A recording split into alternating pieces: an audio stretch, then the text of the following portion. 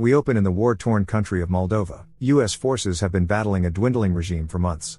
Sergeant Davis is on a mission to infiltrate an enemy stronghold. His commanders order him to wait for backup, but hearing that they won't be for another 10 minutes, Davis disobeys orders and begins to move in. He enters the base, but instead of enemy fire, he sees that all the people have been strangely killed with their eyes grayed over. He moves further into the base and begins to pick up a strange phenomena on a high-tech spectral goggles, which takes the shape of a man that attacks him, killing him instantly. We meet Klein, a researcher for DARPA, as he searches through the dump to find a rare piece of item he needs for work. He arrives to his office and gets to his lab where he shows his partner the piece he found, which turns out to be a rare and valuable item. The researchers are working on a powerful laser tech for the military, which can induce rapid temperature changes in any object. After a successful test, the officials are brought in for a briefing by Klein and his boss, Dr. Mindala, about the uses of the tech, which range from flash freezing to instantly vaporizing any object. The military is impressed by the results, but want to know about its application on humans and demand an experiment. Klein and Dr. Mindala talk afterward. Klein is very apprehensive about the new request, citing that this was not what he designed the tech to be used for.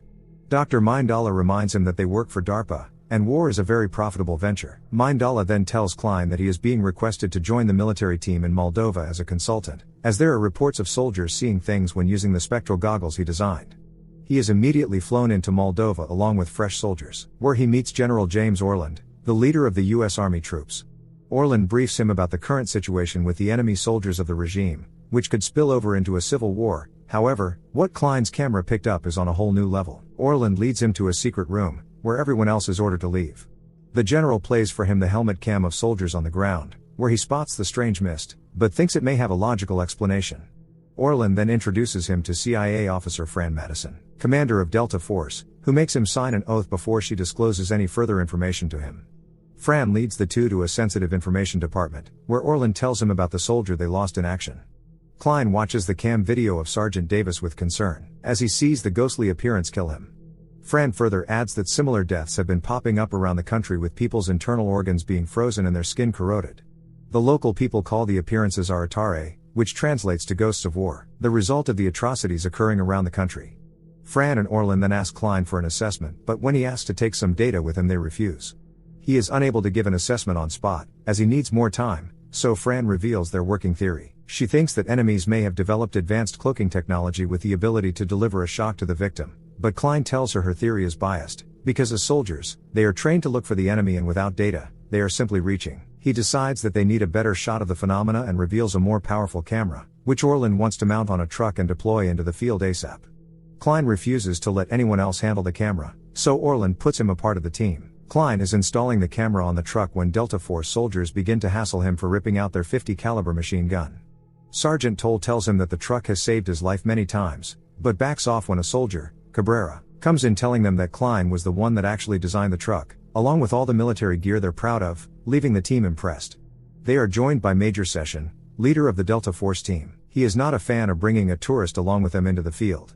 He grills Klein to ensure that his equipment works so they don't lose any more soldiers. Klein and Cabrera later sit for a drink on the military base roof, where they see Fran walking below. Cabrera tells him that she will be joining them on the mission, wondering what they're going up against, but Klein is still without any answers. The next day, Cabrera briefs the Delta Force team on the upcoming mission to rescue some soldiers of the Utah team, who went dark in enemy territory. The mission is a simple infiltrate and grab, however Cabrera adds that they may be up against spectral anomalies, and directs the team to neutralize if engaged. Toll wonders how exactly to do that, when Fran tells them that she thinks they are just enemy soldiers in advanced cloaking technology. Klein tries to stop her, but General Orland concludes the briefing, telling the team that Klein will be monitoring their helmet cameras and all should go well. Delta team then gear up and move out in a convoy of armored vehicles. Klein and Fran along with Cabrera are in the surveillance APC. They enter enemy territory and the team is on edge, not knowing what they're up against. The team get to the building where Utah team was last reported, and begin to sweep the building with their spectral cameras mounted.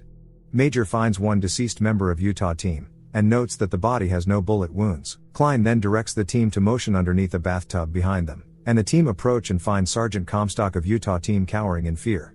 He tells them that the rest of his team are dead, and mumbles that he saw it. One group of Delta Force makes its way upstairs to find it littered with bodies. Klein then picks up movement on McFadden's camera. A misty form appears before him and they order him to take the shot. The bullets go right through the figure, which in turn kills McFadden instantly. Cabrera then alerts all the other teams, but they begin to get taken out by the specters that seem to pass through their bodies. Cabrera orders a retreat. Major grabs Comstock, and his team decide to go through the window to make a quick escape. Klein is trying to get the mounted camera to aim at them, but the gears are stuck. 3 soldiers are taken out while trying to grapple down, and Klein gets the camera moving in time to see a ghostly appearance land in front of him.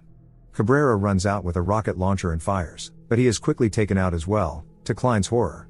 They lose a few more soldiers before they are able to load into their APCs and make a hasty retreat. Klein speaks with Comstock, who explains that he is alive because of the tub. The convoy is then hit by landmines which destroy the trucks. Most recover, but Comstock and both drivers are dead. They need to find cover, so Klein dismounts the camera, before the team make their way to an abandoned warehouse. Toll tries to reach out to base to get airlifted, while the others settle in. Klein goes over to check on Fran, who is in shock after the blast. The team is joined by Sergeant Chen of Utah team, who explains that he was stuck in the truck all night as he was the radio operator. He asks about his men, and Toll explains that they are all dead. They argue over what kind of camouflages allow men to walk through walls and not be affected by bullets. They call on Klein to explain. He says that he saw a human form with consciousness staring back at him, but still has no explanation of what it is. The team realize that most of their goggles are trashed and unrechargeable, so Klein and the team bring the camera upstairs to get a better view of outside. On the street they see multiple specters, but they are unable to get into the factory, getting stuck in iron shavings that are spread around the building. They figure they are not alone and get to a room where they hear chatter inside. They are greeted by gunfire, but when they breach the room, they find 2 kids huddled together shaking in fear. Fran is able to communicate with them and find out that they are all alone.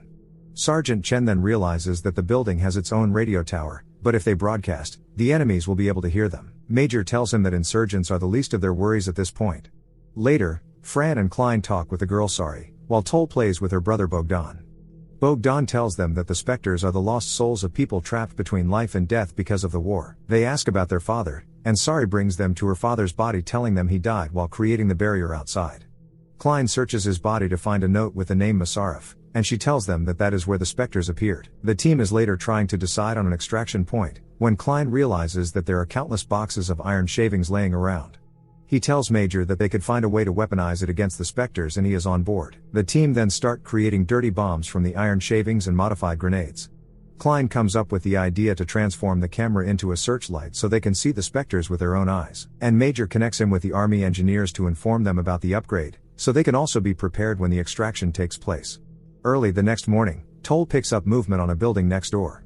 They use the modified searchlight to reveal specters, who are preparing to attack the building, landing on the light poles outside. The teams gear up and move out, with Klein guiding them with the searchlight, and Fran holding the kids close in the middle.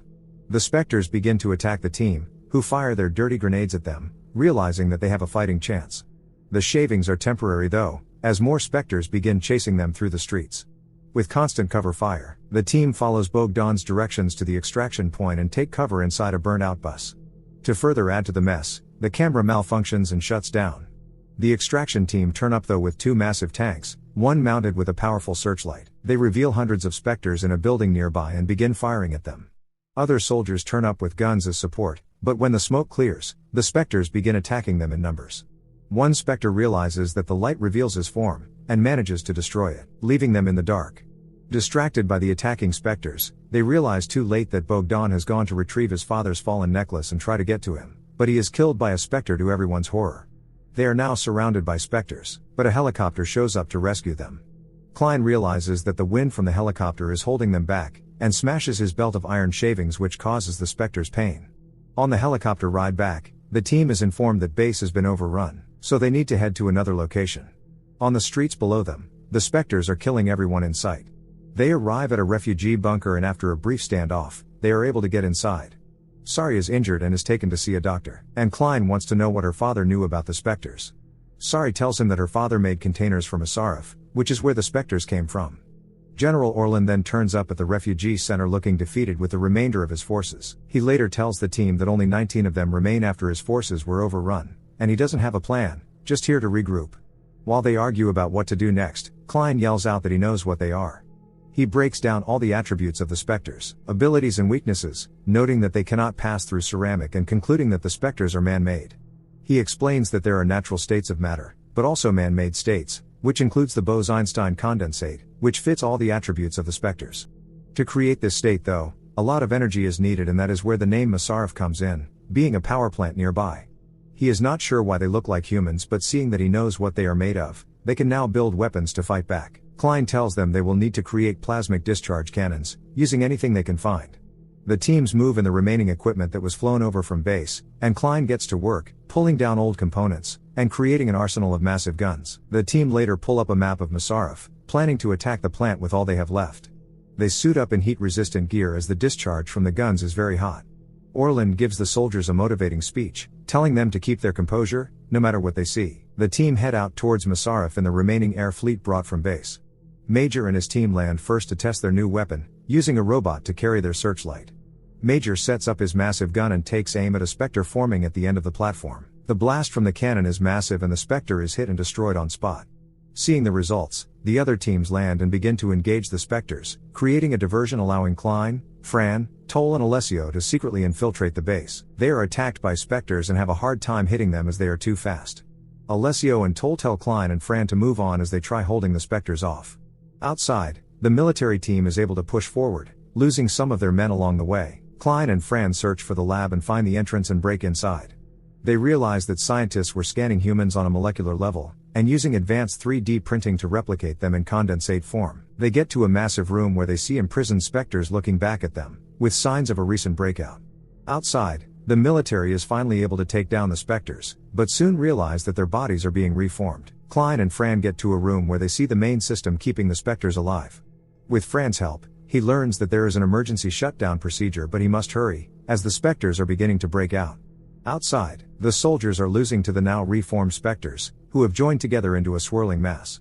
Major gathers all the remaining guns and connects their power together, while the soldiers try to fend off massive Spectres, hoping to produce a powerful blast. Klein is able to release all the cables per the instructions, while Fran blasts any Spectre that manages to break out.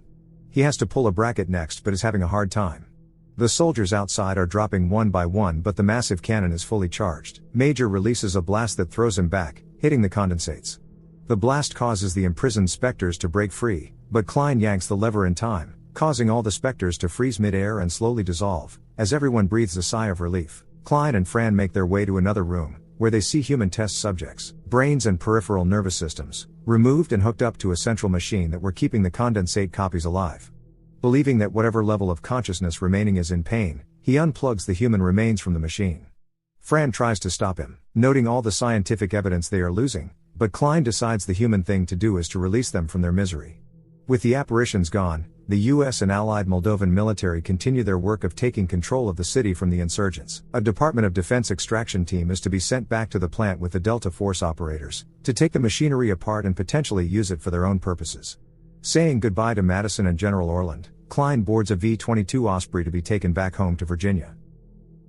Remember to subscribe and turn on notifications, so you can watch more movies like this. Thanks for watching.